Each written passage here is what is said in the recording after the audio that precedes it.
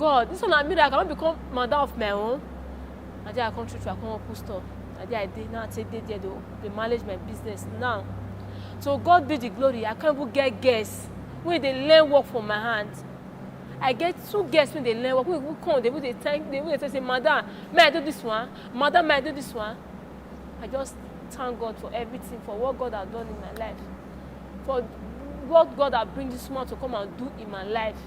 And since then I met this woman, my life changed. Anytime they go wrong, you must tell me, say, this one are wrong. Make sure say you do this one. I just thank God for making me. I just thank God for making him to know, make me to know this lady. I just thank God. Say, God, thank you. Thank you. Thank you. And I want to thank him too. I want to thank him. He's a big help to me, very big one. If it's not him today, maybe I don't know how my life will turn to. I don't know. I don't really know. I just thank him. I just thank him. I thank him very, very much.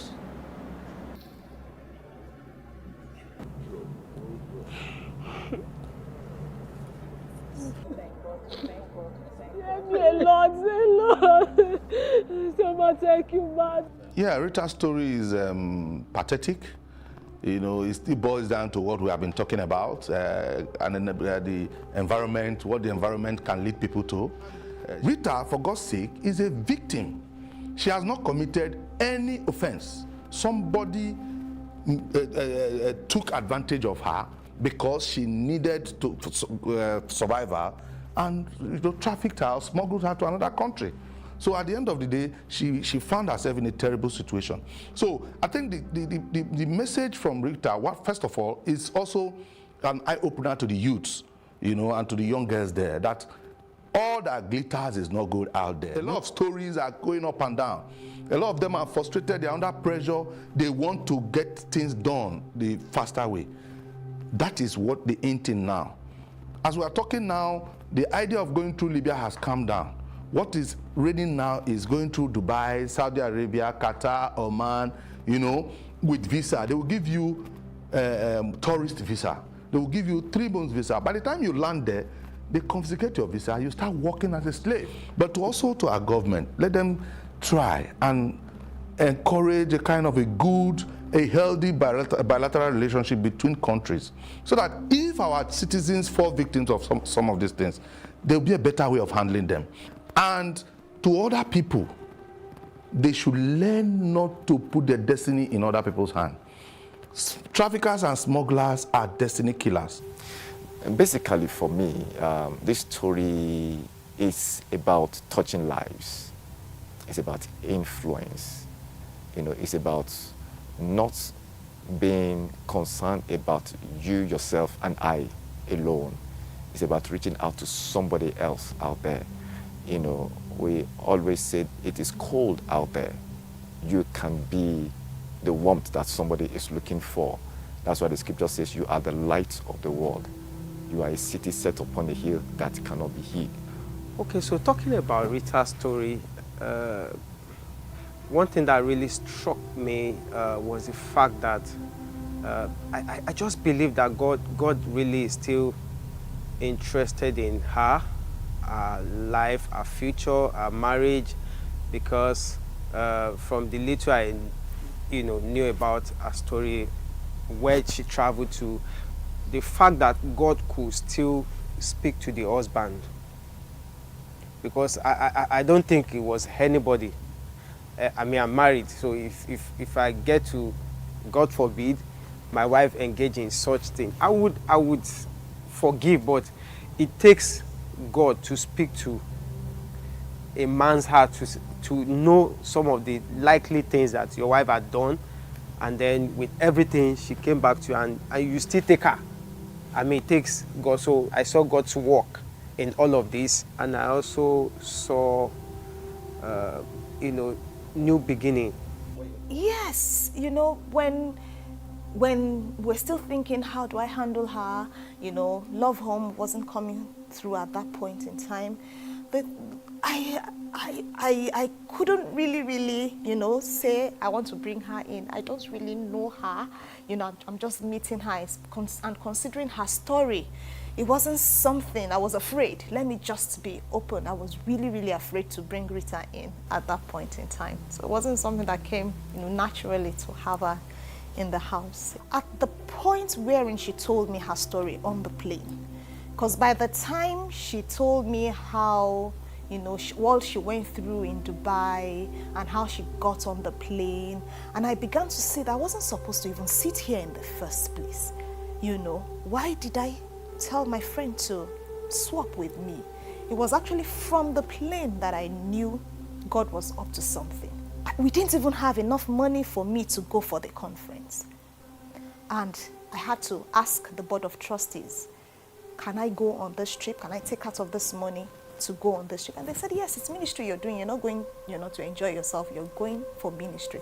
So by all means, take out of the money from the account and go on that trip. And for me, with hindsight now, I believe I went on that trip for Rita. One of the things I've learned is we should be open and allow God to interject our plans.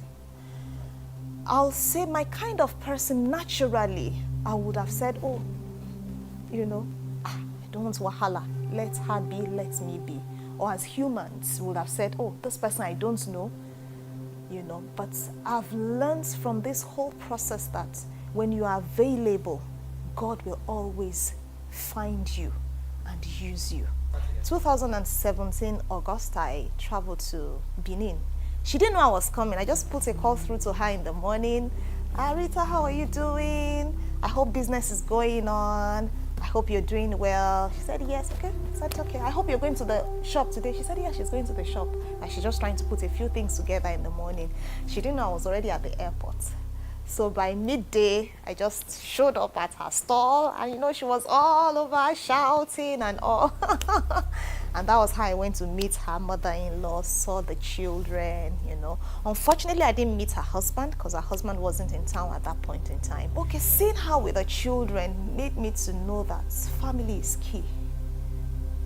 No matter how you have strayed, no matter how you have gone away, we can't take that, we can't take out the family unit. If there is love, people will always take you back. And that was what I saw, with the children, with her mother-in-law, and even the few times I spoke with her husband on the phone, I could see that, they were able to continue from where she left off before she left the house.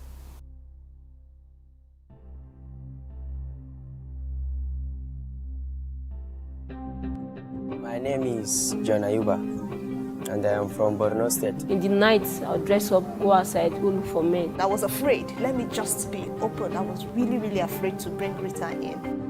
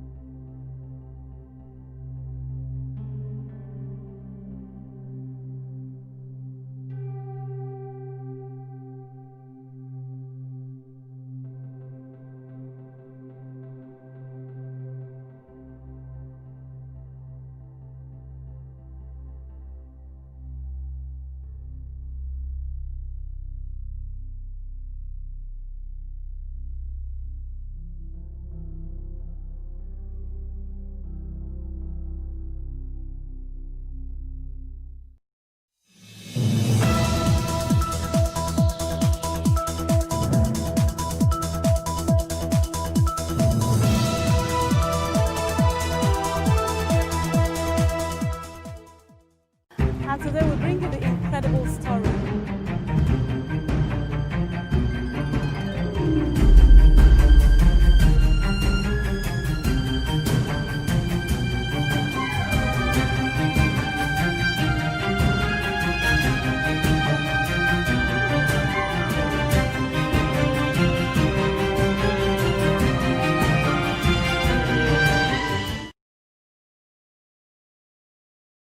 On this episode, we are at Ijegun to see for ourselves an unusual school where children of school age after 5 to 6 months of staying at home as a result of the pandemic have been given an opportunity to learn again in the most unusual way.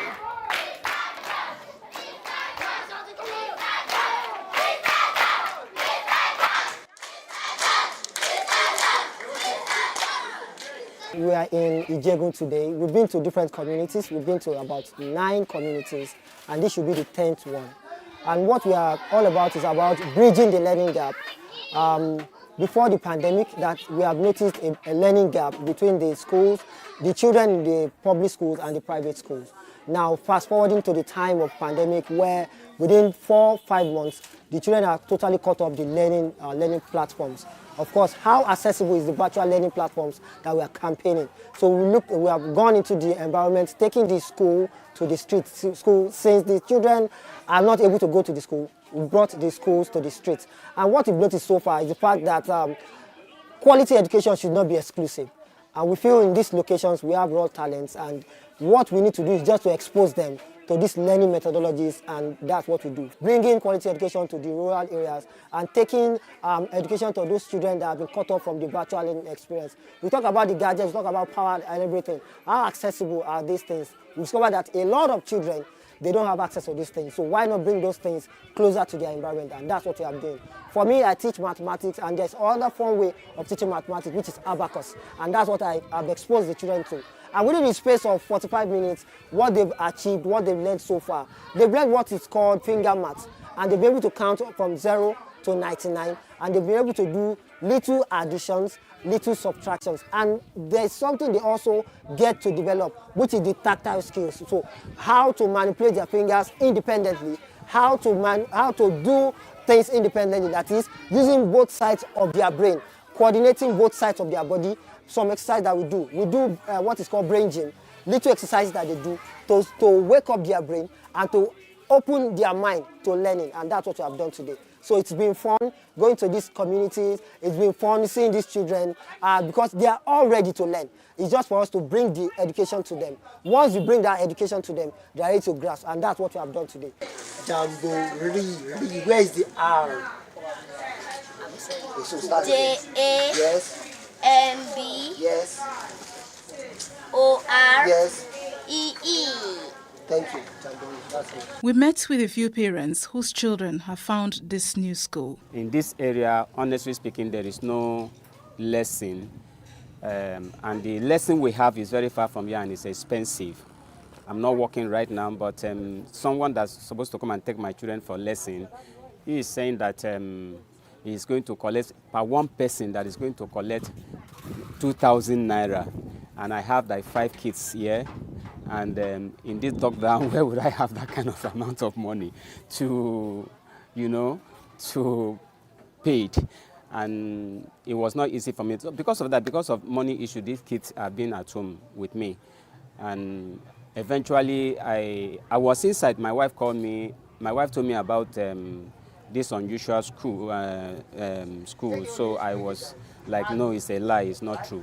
Honestly, I didn't believe because I was inside. I said no. I walked down to that place myself. So I saw some kids there, and I saw the teacher, see the way they were teaching them. Then I came back home. So I now told my children, I said, no, there is a lesson there. And who organized the lesson? I don't know. But actually, I just saw some people. I saw their car parked, and I just came back home. I called my kids, and before I find out that, oh, this is an unusual school, and actually I really appreciate their coming here. So as I saw these people, the canopy here, then I say, somebody came and tell me that they are doing lesson. Yes, okay. And now about prepare my children to take them to the lesson so that they can be still learning some things there instead of staying at home. I brought my junior ones here. That is my cousins. I brought them here for lesson, you understand? Because they are at home playing, doing nothing at home. So we want them to be part of the lesson. That's why we brought them. At least for them to learn more. They have been at home now for like 4 to 5 months, doing nothing. So we will appreciate if they can join them to gain some experience from you people. That's why we brought them. Who told you about the unusual school? I don't know where she had it from, but she asked me to bring them on her behalf. So that's why I'm here. There are 3. These are the kids. These are the kids. This is one of them. This is the second one. This is the boy. This is the third one. And as teacher Olori said earlier, the children are ready to learn, and we saw that eagerness and keen interest displayed. I come and paste it for us. Where should we paste it? Okay, I said we should do that. So after the number 8, what number is next? After number 8, what number is next? 9. After number 8, what number is next? 9. Are you sure? But I'm thinking it's number 4. Are you sure it's not number 4? Okay, so let's look for number 9 on our table. Number 9, where have you gone to? Number 9, where have you gone to? Is this number 9? Yes. Are you sure? Yes. But it looks like number 3. Is this number 3? No. Okay, look closely. So what do you have? 21. 21, good. Ready. I'm taking it again. Are you ready? Yes, the first number is what? 21. Good.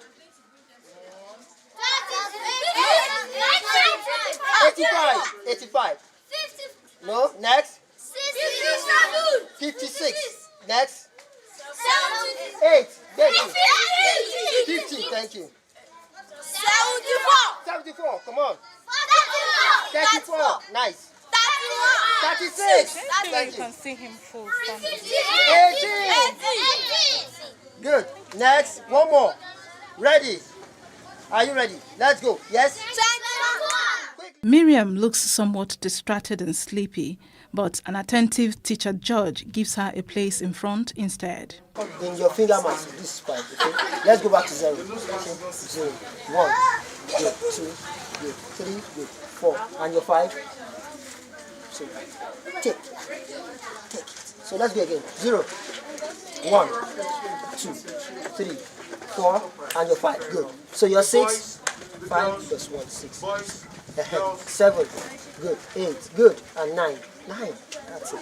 So what is this? 4. This is what? Thank you. This is what? Great. Take it. No, double. Give it to me. Okay. And as the learning continues, more pupils are arriving and waiting for chairs to sit on.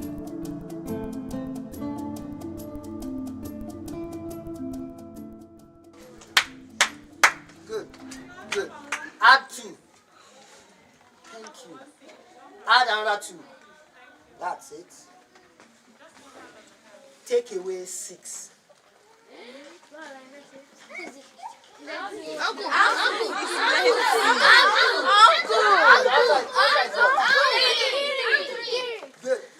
The children in preschool, on the other hand, are having a great time identifying numbers with Mrs. O.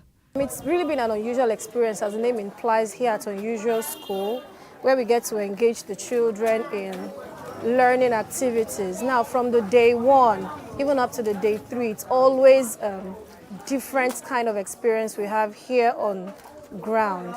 Now, what I actually teach is elementary maths. And here at Unusual School, I help them get good concepts on their number sense. I help them walk around their numbers. There's a whole lot of children having this fear and tension for math. So catching them young at the very early age is what I do. So I get them used to their numbers, relationships and patterns all around their numbers. Now we work with lots of things around us that the children can easily relate to. try to avoid abstract activities. So everything is real here. Cardboards, we try as much as possible to improvise. We make use of their body parts, we make use of things around them, things in their homes they can relate to and, come back the second day and they are all screaming, Mrs. O, I was able to identify this and all of that. And they are really cool kids. Yes, so each and every one of them learning under the same condition, under the same environment, without discrimination of any kind, has helped some of them to, if not all of them, to unleash those potentials inside of them. At the preschool section, we work with children between the ages of 3 to 5. Yes, 3 to 5. And definitely at the end of every class, we treat them to a snack time. Yes, and that's one of the good times of being in the preschool section. While these voluntary teachers strive for qualitative education for these children, they are faced with challenges as well. It has been so hectic for us to sustain this model of open learning schooling for us because it's not more like teaching the children, we have to motivate them because learning has to be a cycle of motivation and instruction.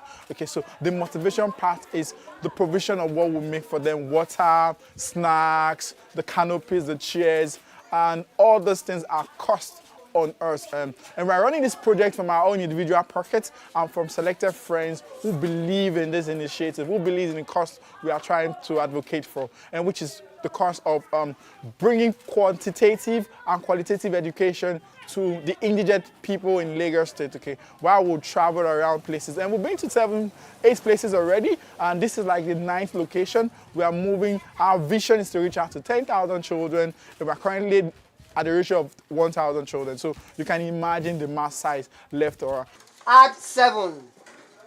Take away 5. Good, good, thank you, that's it. That's it. So, yeah, that's it. Take away 2. Good, thank you. You can see now, you've gotten to the pace. But with Mrs. O's class, there is never a dull moment. Everyone say Mrs. O. Mrs. O. You're all super cool. Everyone say super cool. I love you all. Unusual School.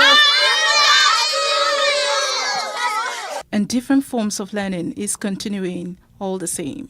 Now, part of what we teach them, apart from the traditional subject in school, which is part of why we call this unusual. Unusual in the sense that we bring in ideas and teaching concepts that they don't learn in school. We teach them finger mathematics, which is the abacus mathematics, then the literacy. We run the 3 days model of schooling.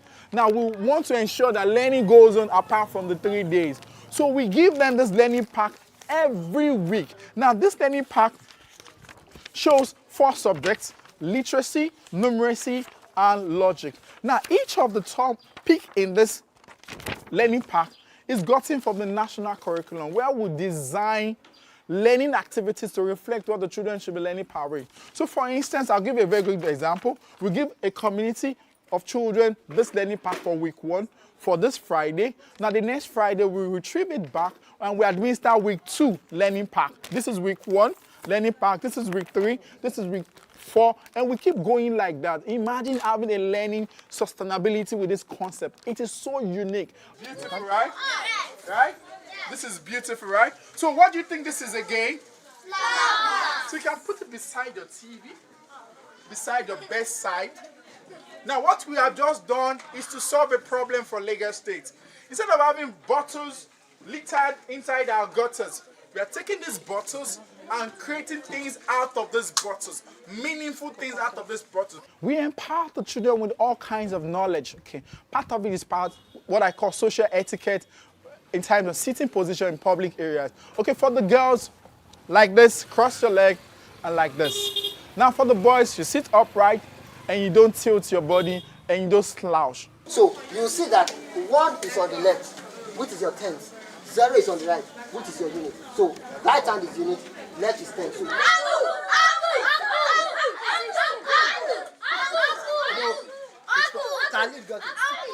And just like these school children here, I've been privileged to learn something new and quite unusual in the most unusual of places, which is the Unusual School. And I am Amaka Okoye.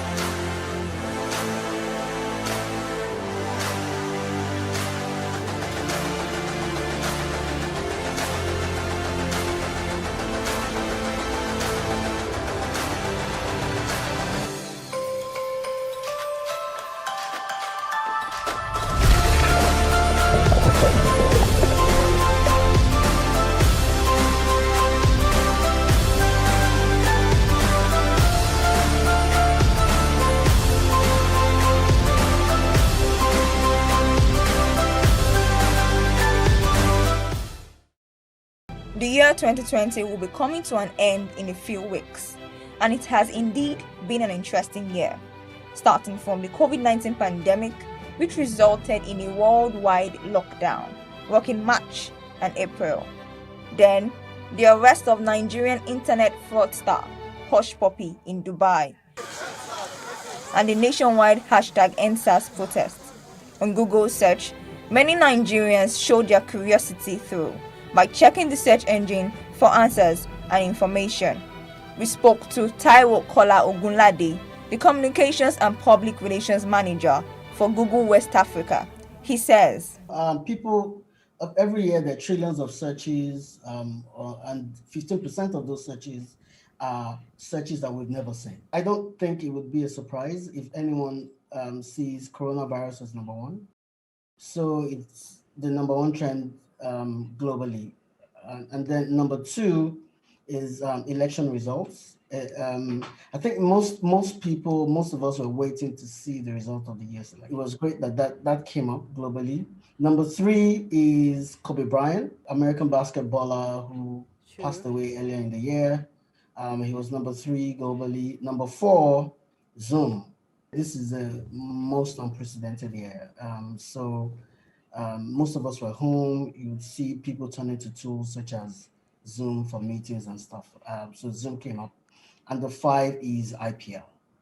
And that's globally. The 9th of December, Google announced the results of its 2020 year-end search, sharing what the world and Nigerians searched for in 2020.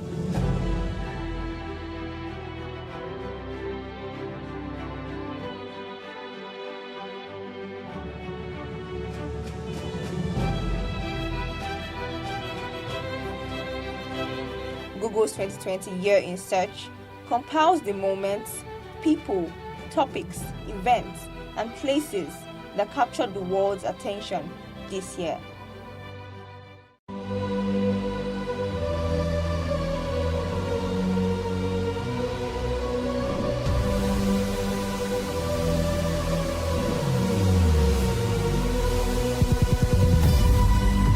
What we do not understand, we will stigmatize.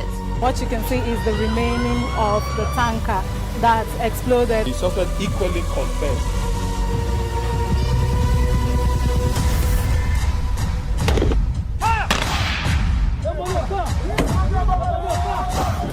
A 500 naira they collect them. If you no talk, then go beat you. Now 2,500 they pay.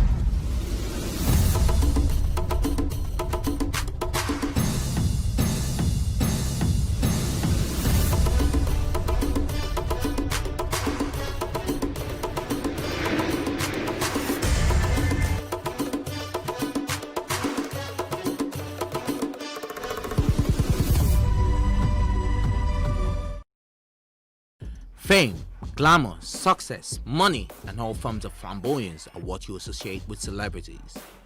But with the recent pockets of reports of Nigerian celebrities revealing their battles with depression, it calls for concern of a thin line between fame and depression, between appearance and reality, and many rhetorical questions. It is the desire of most artists to have an international deal and get international recognition. The quest for this fame and self-accomplishment continuing with a lot of the big names now relocating outside the country. Nothing seems unchanged as racism is another social menace still confronting them. This leads to depression at the expense of love for their craft. A close observation shows that social media has continuously been a contributory factor. The regular interface with imaginary audience creates a lot of tension and illusions by many of these artists. Recently, many of our favorite stars such as Ari Song, Wajay, Dija, and a host of others have been vocal about their battles with depression.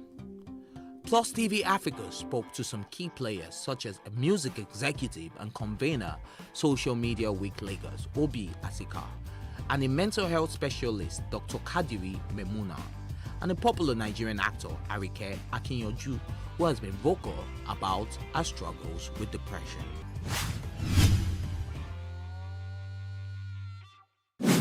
I think it is. Yes, especially in this part of the world that we belong to, Nigeria, fame here I think is a major cause of depression. Because human beings are unique, and because human beings are, we all have our personal journey. They are what we call vulnerability risk factors. People are already vulnerable in one way or the other, maybe from adverse childhood experiences, and then with fame, which is somehow as you grow, it may be a childhood fame, because sometimes you see some children, they grow into fame, while some people are deliberate and intentional into achieving fame.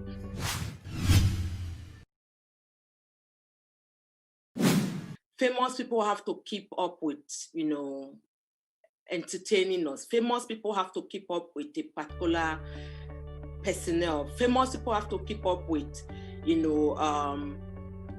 with all the challenges, even if they are going through a lot. We do not want to see them down. We are following them for the things that we want to get from them.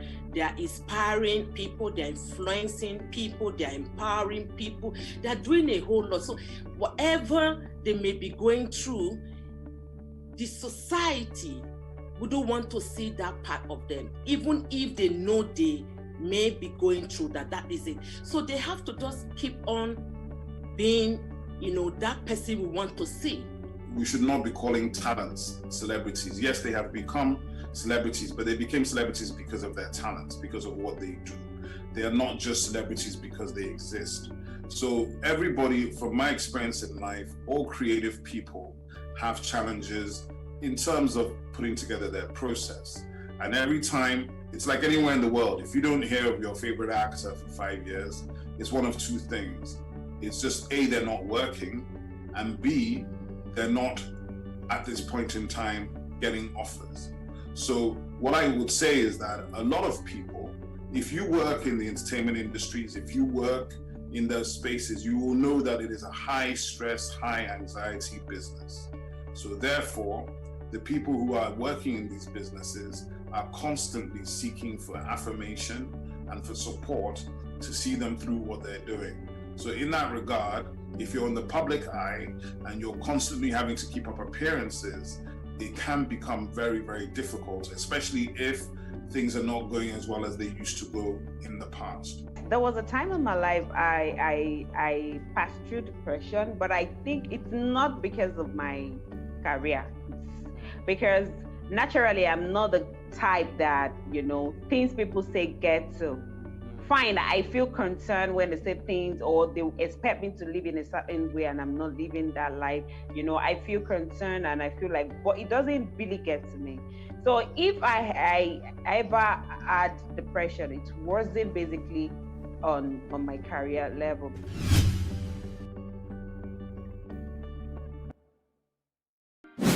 That would be great. In fact, that would really, really, really, help in this advocacy that, have been blazing the trail in Africa, trying to change the narrative and let it be a movement for people to understand that mental health is as important as our physical health, if not more important. And for the fact that it's intrinsically linked to our physical health, we have to guard, protect, and prioritize our mental health at every given point in time. So if we start seeing the media and entertainment industry putting our mental health as part of their package, it may not necessarily be a department because that's a tall order, but ensuring that from inception, when they are setting up that business, they incorporate what we call an employees assistance program.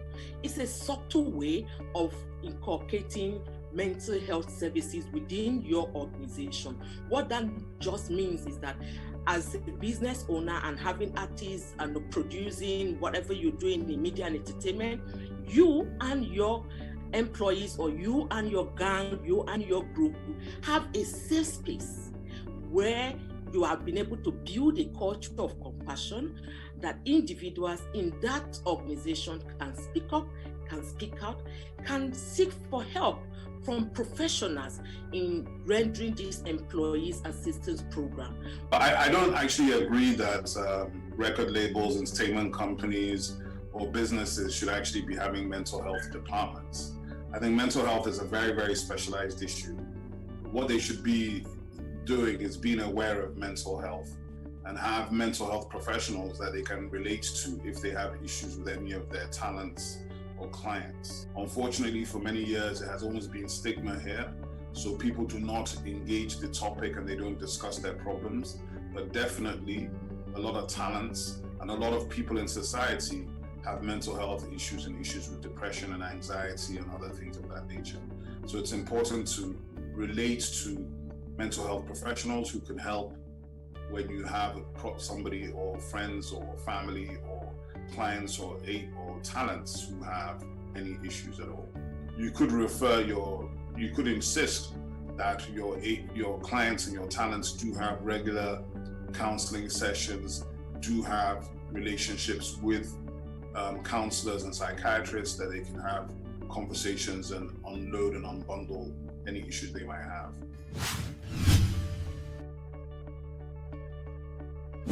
The best thing anybody can do is to stay engaged with the talent. So the talent, and that means that understand and know your talent very well. You know, understand what makes them tick, what makes them click, when they are happy, to be happy, or to be in a stable state of mind and frame of mind to enable them to produce their best work. And that normally is, if you're doing that, that means that talent has a strong manager. You know, strong management is key. And that doesn't necessarily come from the label. That could come from the artist side. But the artist manager, the person that really interfaces every day with the artist, a lot of times the label is literally just there to provide distribution, retail, marketing, and finance. One dominant recommendation is for these artists to live in their realities and not all about impressing fans who change loyalty at slightest disappointment by their so-called quasi-demigods, whose foibles are as real as any man on the street. The story of Michael Jackson, who died in 2009, and later Whitney Houston in 2012, are few of the sad reminders that despite fame and pageantry, one's mental health must not be ignored. Reporting for Plus TV Africa, Ife Oshunkeye.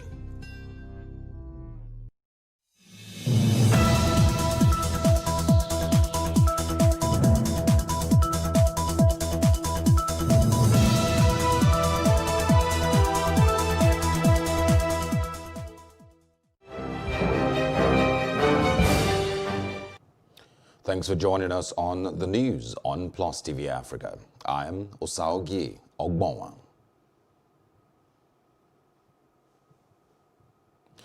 The Senate, at a special plenary today, passed the 2021 budget totaling 13.5 trillion naira.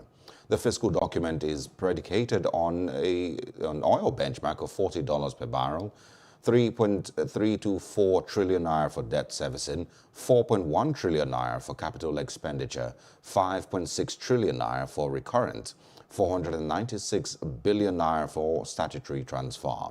It has an increment of 505 billion naira.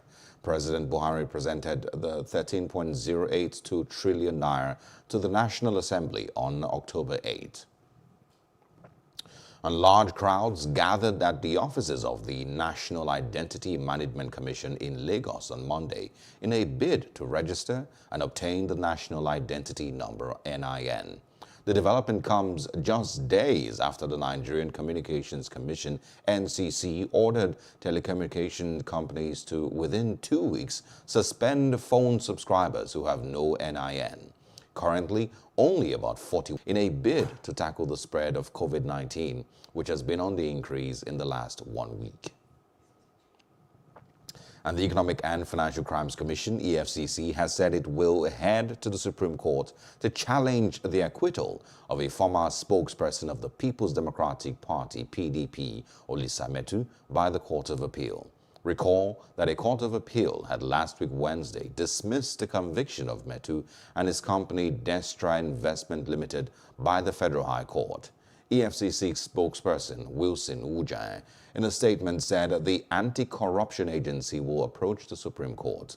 According to him, the appellate court erred by restricting itself to only 2 grounds, 12 and 14 of the appeal that dwells on the alleged bias of a trial judge, but failed to examine the merit of the judgment of Justice Abang. And also in the news, a pro-transparency group known as the Michelle Youth Initiative for Sustainable Development has lent its voice to what it termed the worsening effects of corruption in Nigeria. The group, during its first National Youth Campaign organized in commemoration of the International Anti-Corruption Day in Abuja, sensitized youth on the need to shun corruption and sharp practices in the interest of national development. Corruption undermines the security of any nation, generates huge economic damage, and violates human development. No doubt, failure to address corruption inhibits sustainable long growth, which undermines national development. A summit like the Anti-Corruption Summit will generate a feedback to the government on policies so as to know how to wage a total war on corruption. Most significant of this summit is that it's taking place at a time when corruption has eaten deep into the fabrics of our society. It's left for us, the youth, to see corruption as a virus and something that does not really need to be part of us in our various responsibilities. So you need to put the country first than yourself, because that means not just a patriotic Nigerian, but a Nigerian who actually supports the fact that we need to develop, we need to change our mindset, and we also need to start changing the narrative that this country, that we can get rid of corruption. Of course we can. The Defense Headquarters says the troops of Operation Wero Stroke killed 2 when they raided a hideout of some late Ghana's military gang members in Katsina, La local government area of Benue. The coordinator, Defense Media Operations, Major General John Enenche, in a statement on Sunday, said that troops also arrested one of the bandits and handed him over to the police for further action. Enenche said troops also recovered 3 locally made rifles, 21 rounds of 7.62 mm special ammunition, and a motorcycle. The Senior Special Assistant to the President on Media and Publicity, Garba Shehu, on Sunday confirmed the involvement of men of the Nigerian Army in the rescue of the students abducted from their school in Kankara, Katsina State. Shehu made the confirmation in an opinion titled 5 Takeaways from the Safe Return of the 344 Kankara Schoolboys. The Defense Headquarters had earlier said troops of Operation Hadarin Daji successfully rescued the abducted students. That position was contrary to the statement of the Katsina State Governor, Bello Masari, who said the Mietiala Cattle Breeders Association played a major role in the release of the schoolboys. But Shehu confirmed the involvement of the military in the rescue mission. And the Human Rights Writers Association of Nigeria, HURIWA, has said President Muhammadu Buhari's government is responsible for terrorist activities in Nigeria. HURIWA alleged that Buhari's attempt to appease terrorism was responsible for the upsurge in the fortune of terrorism in the north. They made the claim in response to the abduction and subsequent release of students of the Government Science Secondary School, Kankara, in Katsina State. A statement by the rights group's national coordinator, Emmanuel Onwubiko, said the rehabilitation and de-radicalization of Boko Haram terrorists was behind the violence and kidnapping in the country.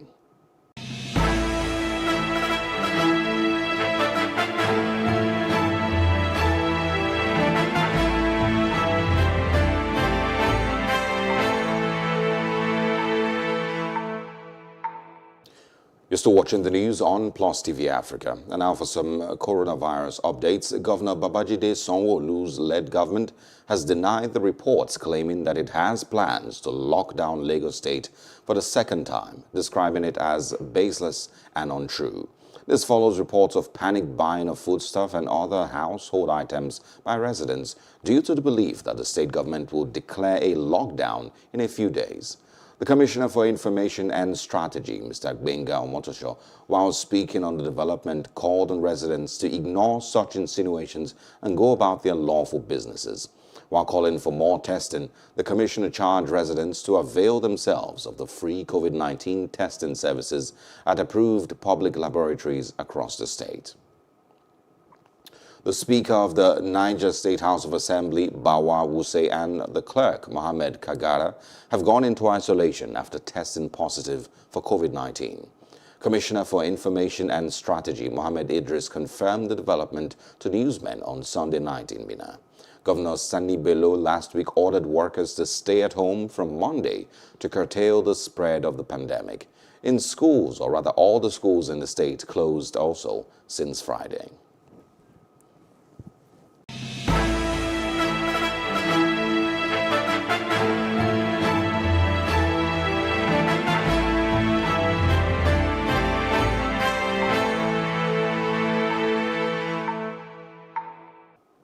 Welcome back, and now for stories in other parts of Africa. Morocco says it is ready to permanently open its border with neighboring Algeria.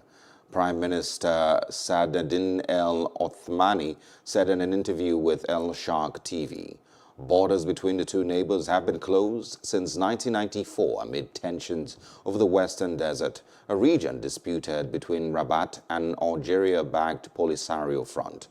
Othmani said recent developments regarding the Western Desert has bolstered his country's position.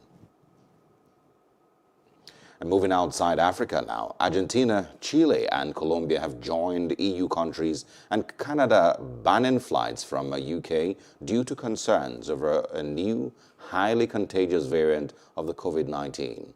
Interior Ministry in Buenos Aires wrote in a statement on Sunday evening that Argentina will suspend arrivals and departures to and from Britain as a precaution from today. The Colombian President Ivan Duque wrote on Twitter his government also decided on Sunday to no longer allow flights to and from Britain from Monday. In the EU, the Netherlands was the first on Sunday to announce an immediate ban on flights. Similar advisories emerged from other countries, including Belgium, Austria, France, Italy, the Czech Republic, and Sweden. And post-Brexit trade talks continue today after negotiators failed to reach an agreement over the weekend. The EU's chief Brexit negotiator, Michel Barnier, and his UK counterpart, David Frost, met in Brussels on Sunday, but key issues remain unresolved. The European Parliament said talks needed to have ended on Sunday in order for it to ratify a deal by the 31st of December. It is understood that there is likely to be a decision before Christmas on whether or not a deal can be reached. Moving on to business news, the federal government recorded a fiscal deficit of 1.29 trillion naira during the third quarter of 2020. The third quarter economic report of the Central Bank of Nigeria released on Sunday said at 2.27 trillion naira, federally collected revenue in the third quarter of 2020 grew by 4.5% over the level in the preceding quarter. However, it was below collections recorded in the same quarter of 2019 and the budget benchmark for 22.1% and 10.7% respectively. Oil receipt accounted for 42.0% of the total collection, while non-oil revenue made up the balance of 58.0%. According to the report, the relatively low oil receipts underscored the lingering effect of the COVID-19 pandemic on oil prices, thereby dwindling the finances of the general government. For some entertainment news now, singer Ariana Grande is engaged to her boyfriend, real estate agent Dalton Gomez. The God is a Woman hitmaker took to Instagram to share the news. Posting a series of pictures on the social media platform, the 27-year-old wrote, "Forever and then some." The pictures also gave fans a closer look at her engagement ring. According to People magazine, Grande and Gomez had been dating since January and were social distancing together at her home amid the ongoing coronavirus pandemic. And now in sports news, a Russian news agency has reported that 5-time world champion weightlifter and Olympic medalist Tatiana Kashirina has been temporarily suspended for an anti-doping rule violation. Kashirina, who won silver at the 2012 Olympics and 5 gold medals at the World Championships between 2010 and 2018, was one of the favorites for a gold medal at next year's Tokyo Games. The report said Kashirina was suspended after the World Anti-Doping Agency took results of doping tests of Russian athletes between 2012 to 2015 from the Moscow laboratory during an investigation. The 29-year-old would have had to compete as a neutral, as Russian athletes remain barred from major international events, including the Olympics, under the country's flag until 2022. A Swiss court upheld the doping sanctions on Russia this week, but halved the original 4-year WADA ban.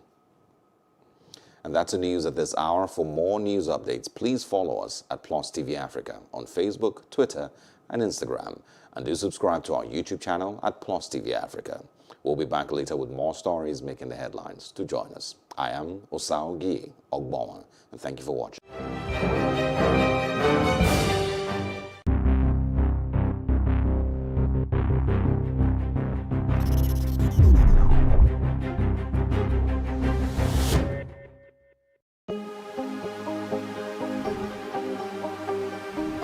Sees it for upcoming artists to blow in Nigeria.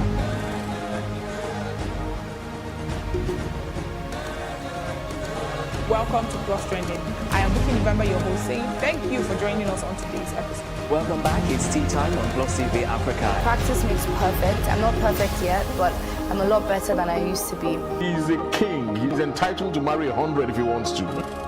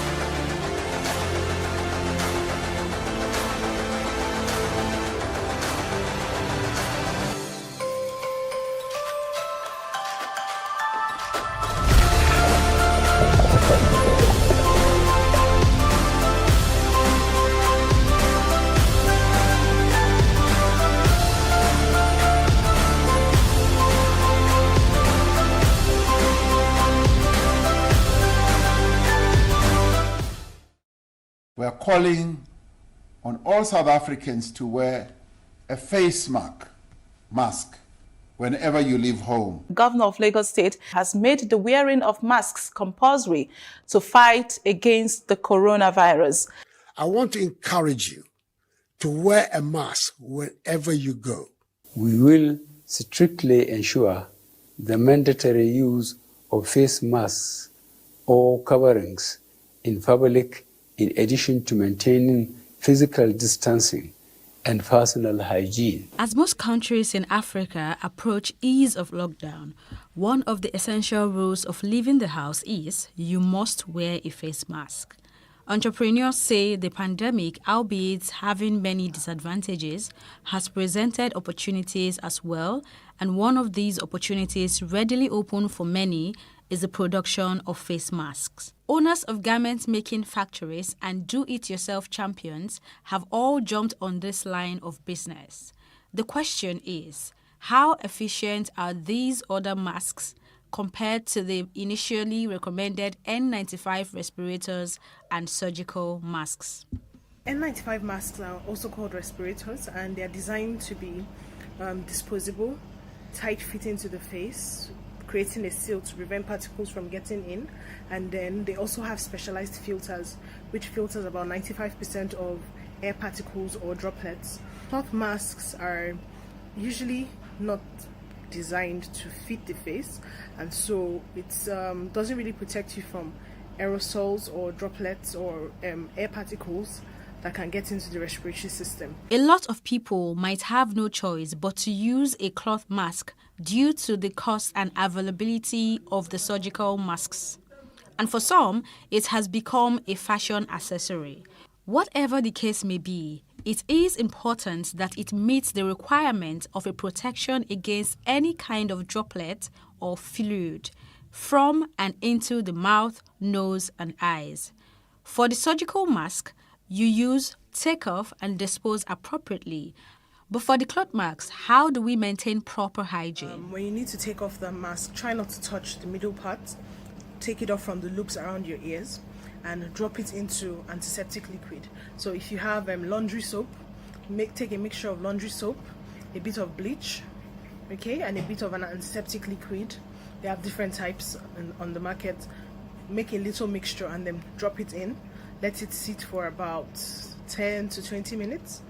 Pour that liquid away, make a fresh one, and then wash it and air dry. If possible, some people will say iron it.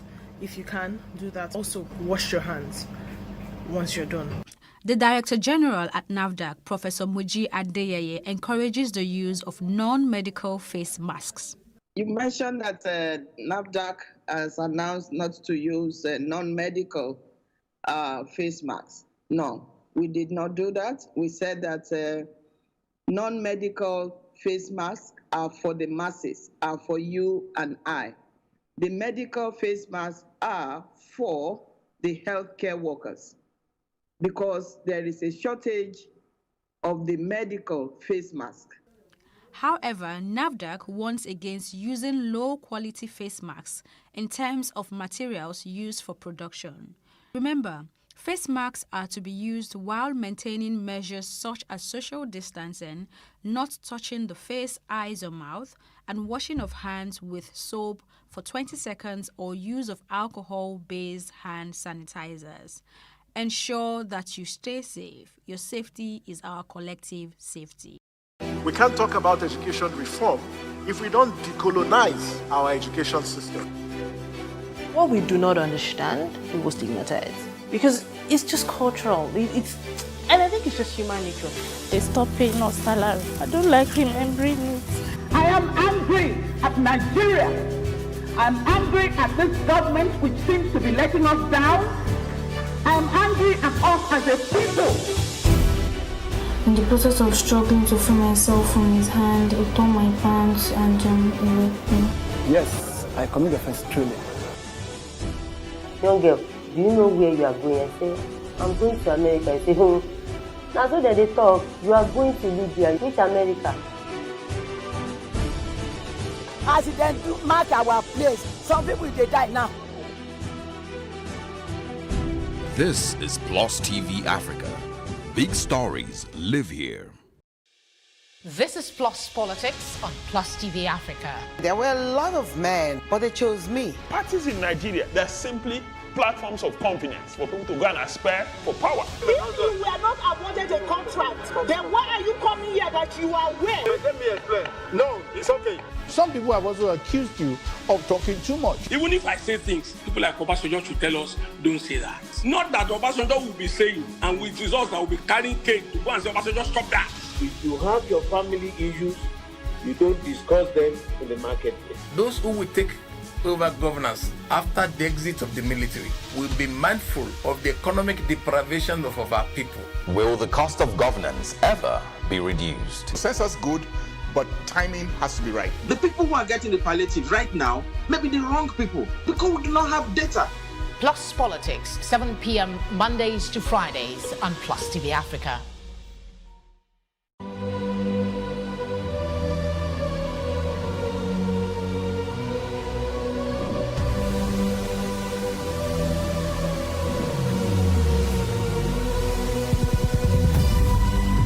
What we do not understand, we will stigmatize. What you can see is the remaining of the tanker that exploded. The suspect equally confessed.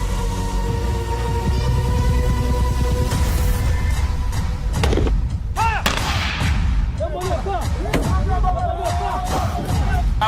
100 naira they collect them. If you no talk, then go beat you. Now 2,500 they pay.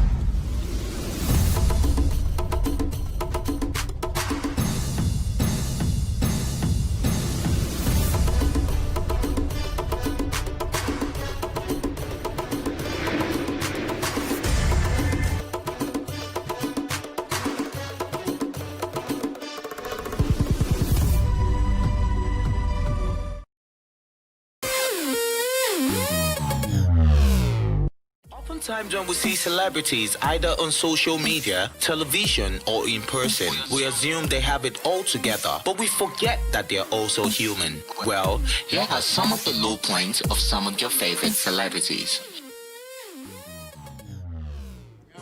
Story. Once upon a time, there was a very young, agile, vivacious, spunky, unconventional Pikin you have all come to know and love as Brother Derele, Shewere, and all of the above. But you see, getting to this very point in time has been a story of hurdles. I have crossed so many hurdles. I've broken down ceilings. I've crashed barriers. I've scaled mountains, figuratively speaking, because you know what? For every single door that was shut on my face, you know what? I found another door. For every time I was put in a box, I jumped right out of that box. I am still in an industry where I have to constantly prove myself. Not the fact that I have to prove myself to myself, but I have to prove myself every time how resilient I can be and how much of an identity and strong force that I must be. So you know what? This is my celebrity story. My story is like $1 million question rolled into one. My story for today, which hopefully will inspire you, is that when I was 17, my mom died. And at the time, my mom was the only one that had been encouraging me as far as acting was concerned. My dad was not for it at all. And on her deathbed, she told my father, let this girl do what she wants to do. Unfortunately, he was still against it. And I went to theater school, much to his disdain. But the thing is, even though I went through a lot of stuff because he refused to sponsor me because I was doing what he didn't want me to do, I endeavored, I worked, I had many jobs. I used to do all kinds of stuff. I used to braid hair. There's a lot of stuff I do people don't know about just to make ends meet. Some days it would be between transport and food and all kinds of things. But I endeavored, I worked hard, I stuck to what I wanted to do, and finally I am here. And as far as I'm concerned, I've only just begun.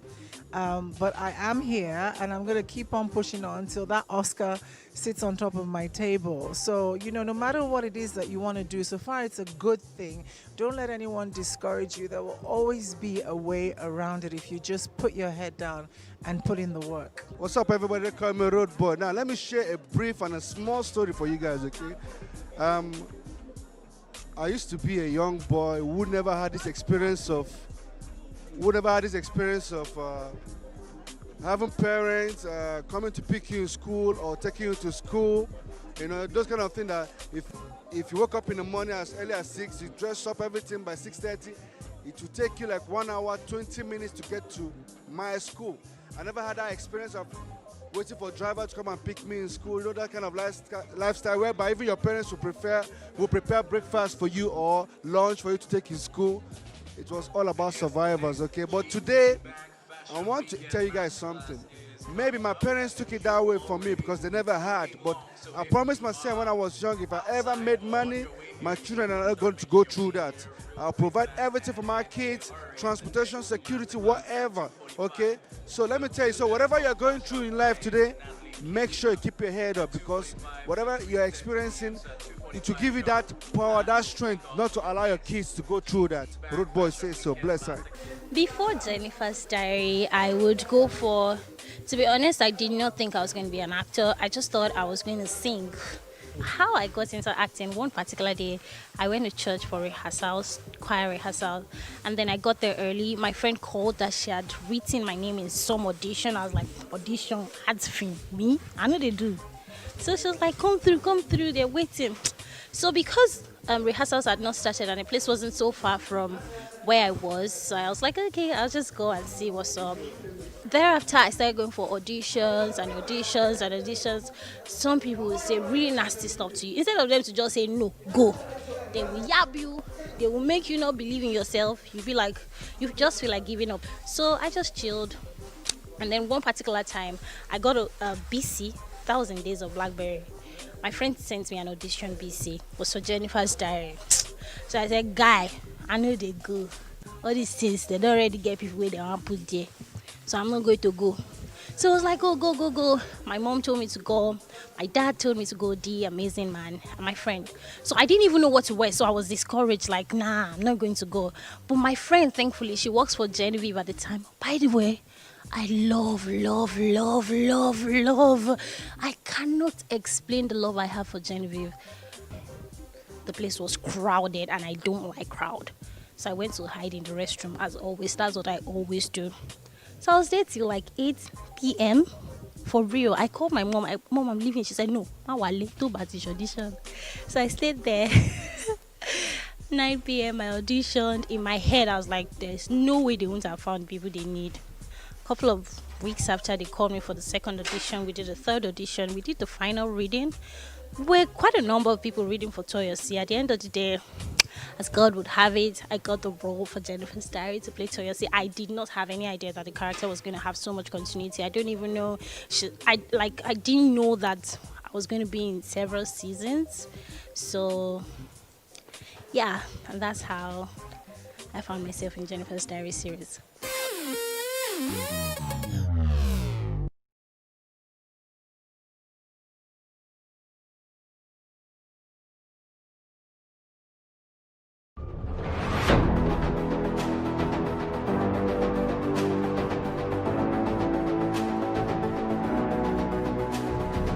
First point of accountability is asking questions. Hello and welcome to Plus Sports and Plus TV Africa. I am Udoka Njoko. Hi everyone, welcome to Plus Training.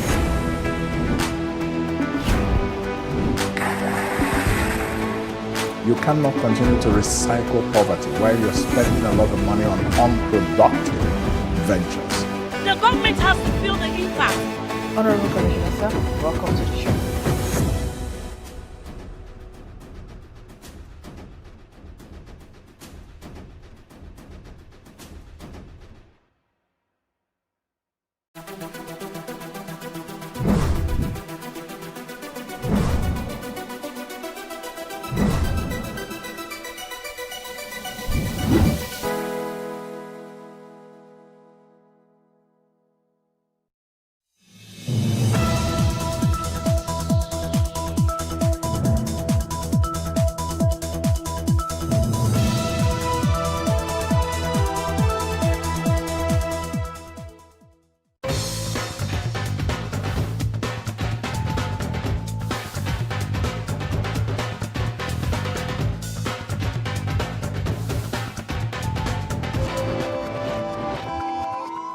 You're watching Africa on the Move in partnership with DW. I am Fumi Onwajefe. Today, we'll be focusing on activism across the continent. Not satisfied with certain issues and of course with ineffective leaders who aren't dealing with the crisis on the continent, a lot of people are coming together to find their own solutions and raise awareness. We start in Rwanda, where Freddie and Kayla have set up Media for the Deaf. Let's find out what that's about.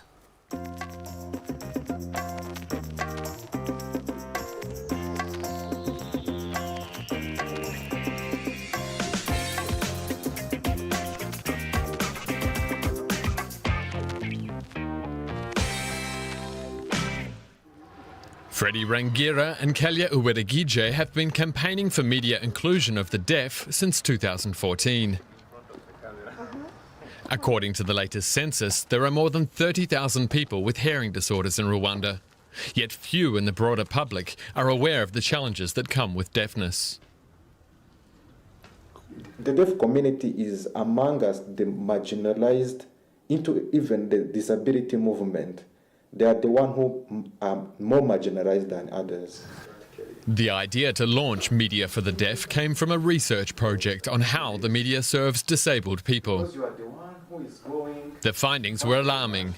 With only one news program available in sign language, deaf people in Rwanda have extremely limited access to information. After the recommendation I got, I said, what is my contribution or my solution to that problem that they are facing as someone who studied journalism and communication. Today, the media team is preparing for the next video shoot for their #SignYourName campaign. Diane Gashumba, the Minister of Gender and Family Promotion, has agreed to participate. The two activists were inspired by the success of the recent Ice Bucket Challenge on social media. I thought it would be easy, but it was difficult. But I was supported and it was good. It was a good experience. The minister also promised further support for the team and their initiative down the track. 48 celebrities have already taken part, among them local artists, athletes and actors.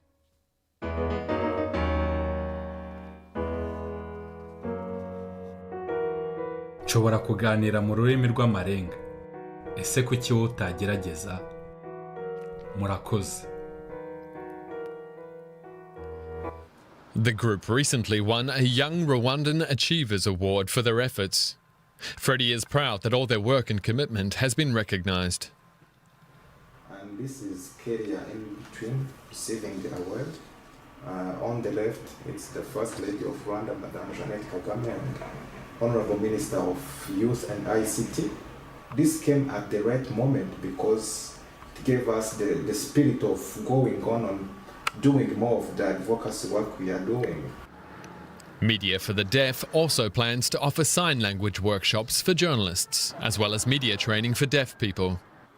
A difficult task because the young organisation is still struggling financially. So far, the 9 board members have had to pay all expenses out of their own pockets. But their success proves that good ideas don't need much to grow. We challenge you.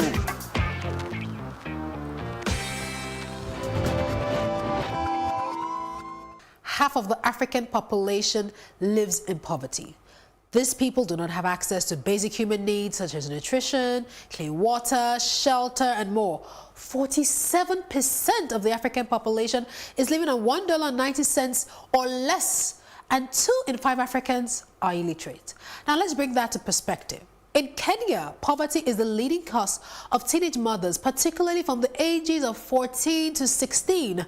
Now, one young woman has started an interreligious school to encourage young girls who think that their education and in turn their lives are over because they became pregnant. Every week, Mariam Masih visits this public school in Malindi. She doesn't want the school to be named. This is part of her program's strategy to protect the girls, Mariam says. The Kenyan Coast Interfaith Council of Clerics reintegrates teenage mothers into school. The teachers try to support these young girls aged between 14 and 16. They come from different religions, mainly Catholic and Muslim. This interreligious approach is of great importance to the different leaders in the Interfaith Council.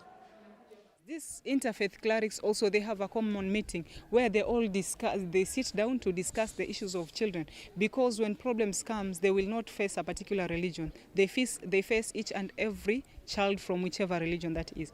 Poverty is the main problem in this region. Young girls get lured by men offering to buy them simple items like sanitary towels. They get abused and become pregnant. The parents would ask, if she goes back to school, who will take care of the children? And we were able to talk to these parents and show sense to them that these are still children and they need to be given an opportunity. This argument finally convinced Pili Ramadhan to also let her daughter participate in the project. Her daughter is with the green scarf and didn't want to be filmed or named.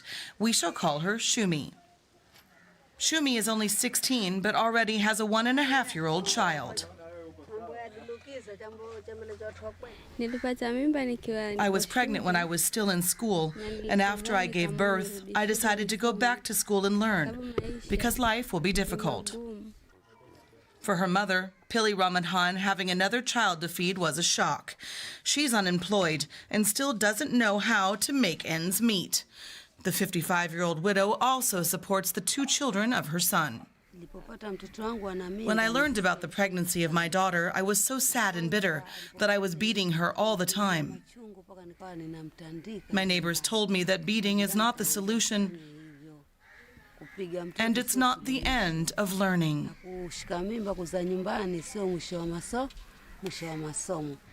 Mariam Massi visits one of the girls who has landed on her feet despite her early pregnancy.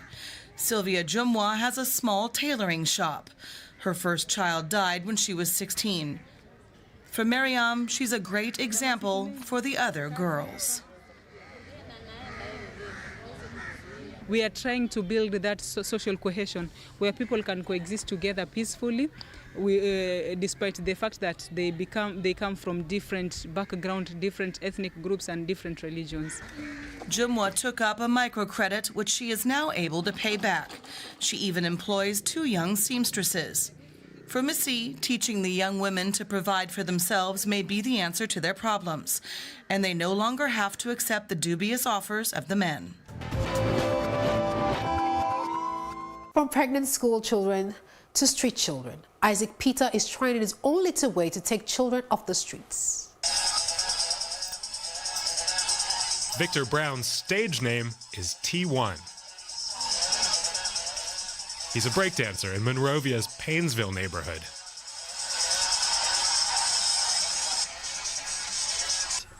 Thanks to the help of Isaac Peters, T1 is now about to go to school. I was always trying to find a way to go to school, and luckily I met him. He told me he could help me start school, and he encouraged me with my dancing. He said I should dance at school to motivate my friends outside who are not educated to attend school. Isaac Peters set up this high school after Liberia's civil war to educate street children. But he's been struggling to keep the school up and running. Financial problems mean it's hard to maintain the buildings. There are about 20 teachers for nearly 2,000 children, but only half of the pupils pay fees. Others, like Victor, rely on Isaac's scholarship program, co-financed by the other children. Isaac Peters spent part of his own childhood on the streets. Living the streets as a child at a time enabled me to secure a good future. And securing a good future is one thing, but it's also helped me to impact the lives of other people. And the street life also gave me an idea on how it looked like to be out there sleeping on the market tables. After classes, Isaac often heads to the local cemetery where his runaway son Cyrus hangs out. I feel that I'm obligated to him to transform his life from the grave to someone who will make a difference in life. Cyrus used to live with Isaac, but then he started stealing and turned violent. The passion that I have to help many of our children, especially war-affected children and children from the ghetto, I go into the graveyard and take these children from there. Isaac couldn't find Cyrus today, so he talks to the other boys. If you want to become a mechanic, we can strike the deal. If you want to become a carpenter, we can strike the deal. If you want to become a plumber, we can strike the deal. Let's meet. At night, Monrovia is a vibrant city. It's the first time in a long time that Isaac Peters has been able to check out some of the city's clubs. Victor Brown, aka T1, is performing tonight at a dance club where many of Monrovia's street kids go to blow off steam. Some also come here to convince other people to join Isaac Peters High School. But for now, Isaac insists T1 should just concentrate on entertaining his fans.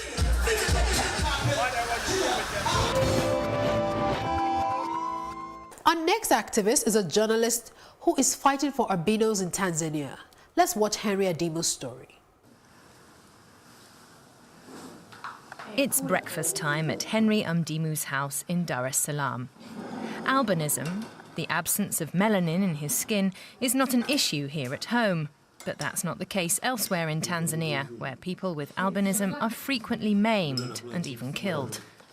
Henry Mdimu is a journalist who helps shed light on such crimes. He likes to engage with people, even if his life isn't always easy. You won't get anywhere if you complicate everything in your life. You have to accept things. Accept things. Accept the way you are, and then move on. Many people in East Africa believe that albinos are ghosts. To change that attitude, Henry Mdimu regularly talks to people without albinism. He then publishes the interviews in his newspaper and on his blog. If you see a person like me, an albino, walking down the street, what comes to mind?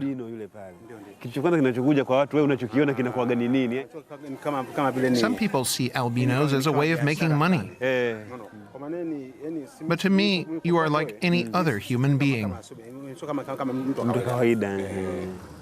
For over a decade, Under the Same Sun has been fighting for the rights of albinos in Tanzania.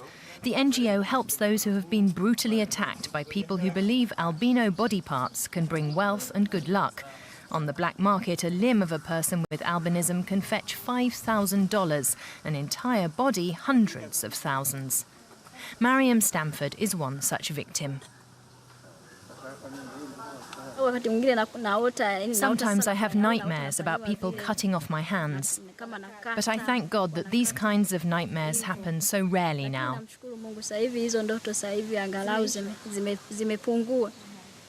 Her assailants have never been prosecuted. Crimes against people with albinism are often not fully investigated. That's why Henry Mdimu is working to increase awareness, one person at a time. I'm trying to convince people to change their minds and be heroes in their societies. Change their mindset, being the heroes in society. Henry Mdimu's work is far from over. But one day he hopes to live in a Tanzania where people with albinism can live their lives like any other human being.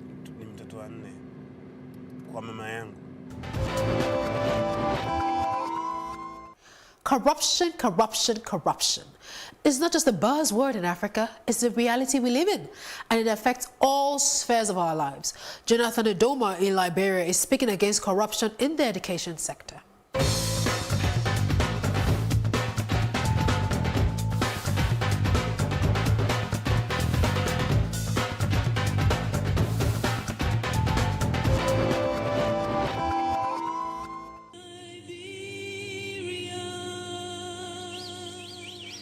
Eight o'clock in the morning in Liberia's capital, Monrovia. Jonathan Doma is a guest on the live show Radio Maria. He reports about the latest incidents of corruption in the education system. The 28-year-old works for the Center for Transparency and Accountability in Liberia. Today he speaks about corruption in schools, about teachers putting money intended for books into their own pockets. The radio show is an important platform for the activist. It is important because the public depends on us a lot. There's a lot that is expected of our work by the public, so we always try our best to share the result of our works, our findings, our research, the findings of our research to the public. Tell us about some of those things that you are currently working. There's a lot of interest in the show. Every day, more and more people talk about corruption in government institutions and in politics. Despite some initial progress, Liberia recently fell in the world's Corruption Perception Index. We are the common people who will benefit from the resources that this country has. But all the resources that the country has, we cannot see it because of the corruption. Corruption is a very, very serious problem in our country. Very serious to the extent that every part of Liberia is being affected by corruption, the public sector and the private sector. Jonathan Doma and his colleagues at Central would be fighting a losing battle were it not for their dedicated volunteers. Their problem, when they cover a case of corruption, it doesn't mean that the offender will be punished. The activists aren't giving up, though. In fact, they're starting to see results. Here at the University of Liberia, students are staging a protest against rising tuition rates. They're upset about a lack of transparency. Jonathan will meet with the University Council to clarify some important points.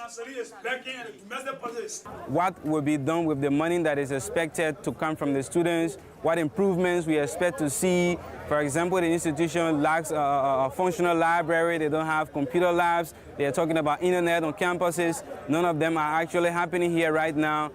After a week-long standoff, success. The president of the country rules for the status quo to be maintained. There will be no raise of tuition fees for now. More importantly, though, it's a good sign for Liberia, says Jonathan Doma, that more and more young people are stepping up to ask difficult questions. Radio is intimate, it's direct, it's human, and that's why our next activist is using the medium to push his cause. These are now victims of a terror drill. Remember, the word terror comes before the drill. So in the drill, all the way to the government, how is Uhuru reacting where he is? In his country, one person, broadcaster. Mbona umengoja that long? Sino kwa memse kuna mtu alichoka maji. Ama popa likamna. Unaekelewa ati unaekelewa. We finally identified the programming that relates to the youth and fully represent. And I remember the theme that I had in that change is that now I'm going now to create a radio that is a friend. A different radio that is not Mr. Know-it-all, whereby the hosts are assumed knowledgeable and knows. I want to create a radio that can also learn from people. Conversation iendelee, tuchanuane tukiwa mayouth. Na Ghetto Radio 89.5. Unajua huko hata nishapata mrembo. Nataka kupanda mbegu huko Kataka. Haru Ghetto Radio. Pirokti na kukua na sikupoa. Nikakuja paka hapa. Ule nilikujanga hapa. Nikakuja nikafanyiwa interview. Kufanyiwa interview sasa. Siku ingia mara hiyo siku kuwa presenter hiyo siku. Nikaenda nikamaliza wiki kama moja kwa street. Sonko yetu maji akanitumania.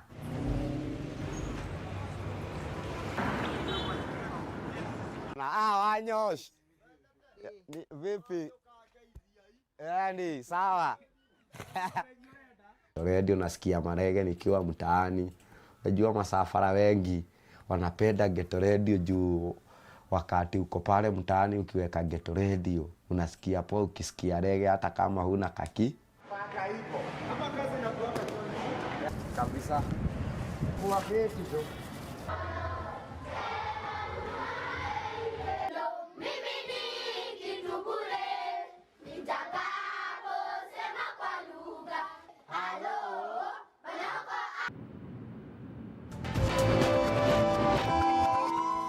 So what will you be fighting and pushing for this week in your own sphere?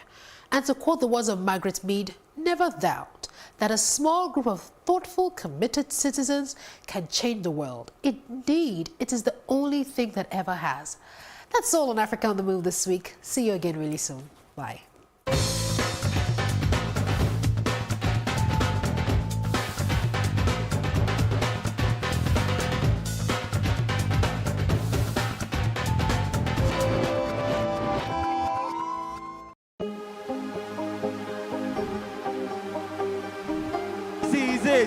For upcoming artists to blow in Nigeria.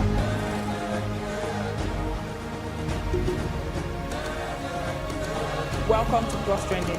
I am Bookie November, your host, saying thank you for joining us on today's episode. Welcome back. It's tea time on Plus TV Africa. Practice makes perfect. I'm not perfect yet, but I'm a lot better than I used to be. He's a king. He's entitled to marry 100 if he wants to.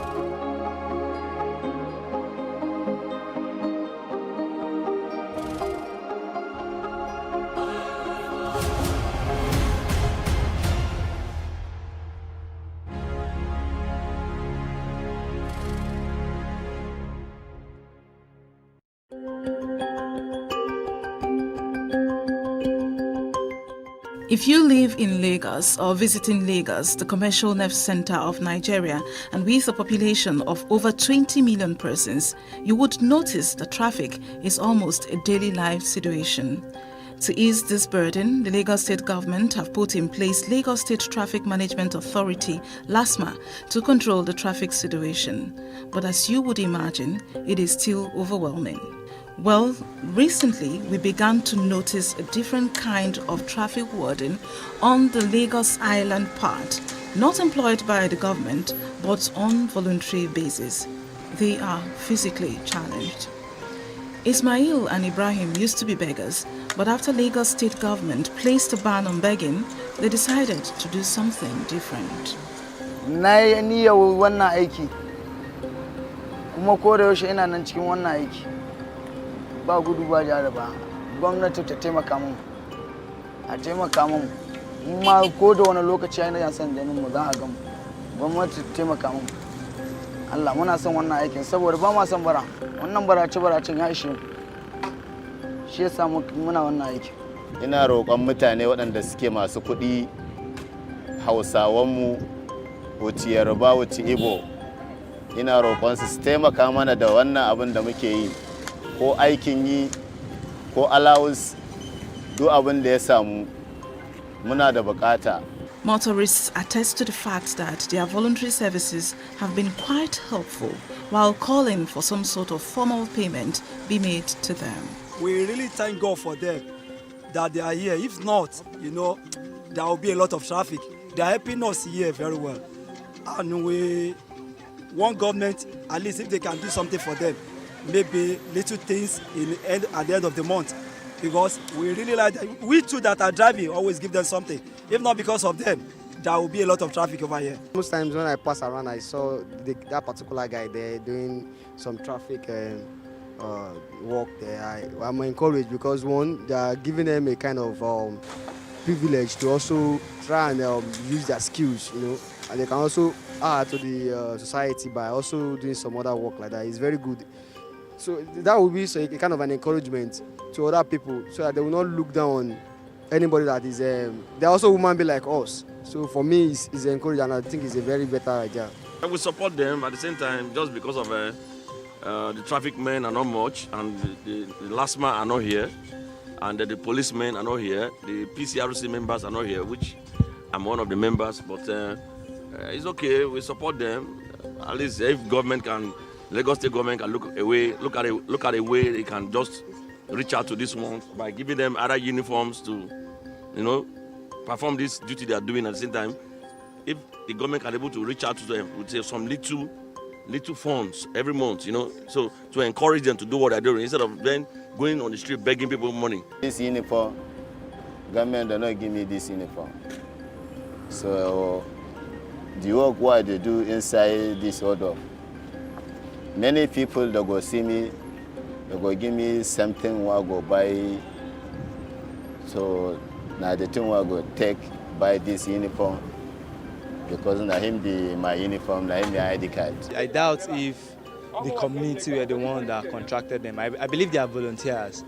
But however, whichever way, I think the community should take advantage in the sense that they've changed from, instead of begging, they've decided to volunteer their service in controlling traffic. And basically they are trying. I remember sometime, was it early January or between early January and late December, I can't place it, at going close to a roundabout. If you're coming out from Etimi and the other ending, there's this crippled guy. Each time I close from work, I'm always seeing him there around 4, 5, 6. He's doing an amazing job there because usually that place used to be a spot for heavy traffic.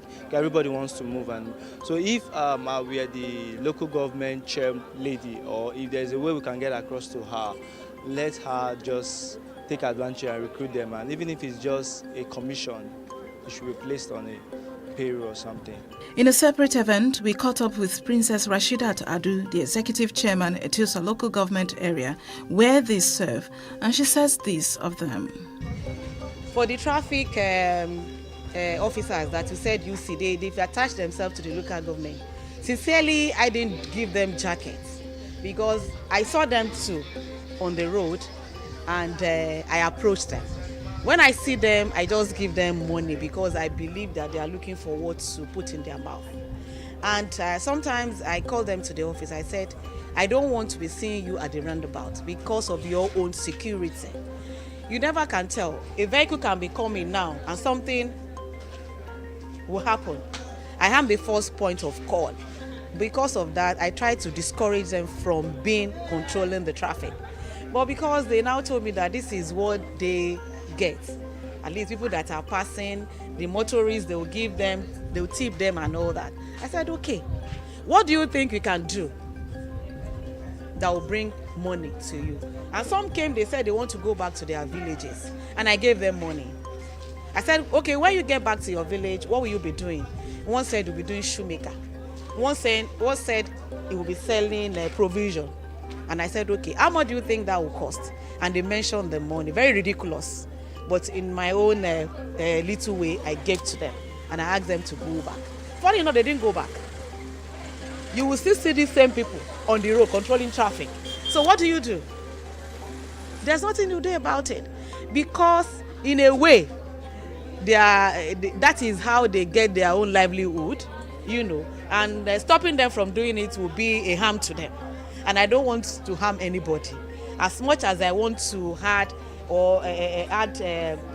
value to the life of the people around Victoria Island, I think since they said that is what they want to do, let them continue doing. However, motorists like Kalu, on the contrary, feels they are not needed all the time. It could be better when there's much traffic, but now there is no traffic. Staying here is not all that conducive now, because me, I suppose to have already passed. While doing their bit to ease off the traffic, Ibrahim acknowledges that they meet motorists who sometimes are impatient with them. I don't forget for that day.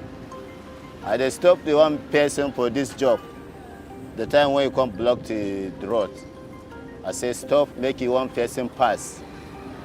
So that time, for this man, I beg and say stop. You know one stop. You ready to jam me for the motor? You don't know, say, you see me, say me, I am disabled. Why not stop? I know they stop him for nothing. Because he come blocking the road. He come show me, say, he get power. He blocked me for this, my eyes. Remain small, it will scatter my eyes. Well, with over 1.6 million vehicles plying Lagos roads daily, just maybe volunteers like Ibrahim and Ismail are a great asset aiding government strategies to tackle high-volume traffic across the state. For Plus TV Africa, Amaka Okoye.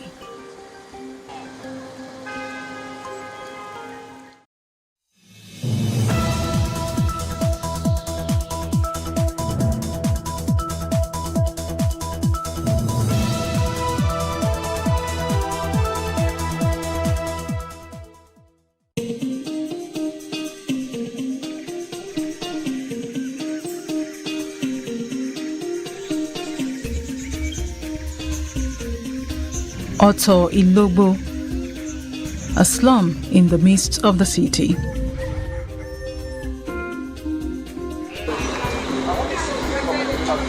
We got here a dry morning, and midway it rained, and just maybe giving us a clearer reality of what life truly looks like in Oto Ilogbo slum. Well, this community came into the existence in 1993, when some of us, we need shelter. And in the absence of a Lagos state or federal government, local government, lack of mass house or low-cost house to the teeming Lagosians, that's why some of us come to this community and create something out of nothing. This over 20 years old community is home to different people of different tribes who share one thing in common, which is living in deplorable conditions. This community, as you can see, is a waterlogged area, in which coming down to this community has to do with a lot of water, because they recognize that at least we are here and they are portioned like 2 rooms, 3 rooms to some of us to live. Then we peg wood and we put our makeshift buildings for people to live. And since then, we have been appealing, meeting the government, local government, the councillors, House of Assembly, House of Rep, that at least this government need their collaboration, need their assistance for development projects. But since then, even as of 2008, when we let's meet the Lagos State government, that is where we believe and understand that we have to register with the Ministry of Rural Development and Lausa. But since then, we have been doing our normal and necessary meetings and arrangements. But since then, we have been still open that someday, because here, as you can see, no dualization of roads, no drainage, no proper water, and no toilet. And we are whatever we are doing here, we are just take pains to gather ourselves and do whatever we need for ourselves. So that is, we need a lot of things, nothing like school. The 16 million figure was based on the February 2019 census. Adamu noted that out of primary school children stood at 10 million, while children out of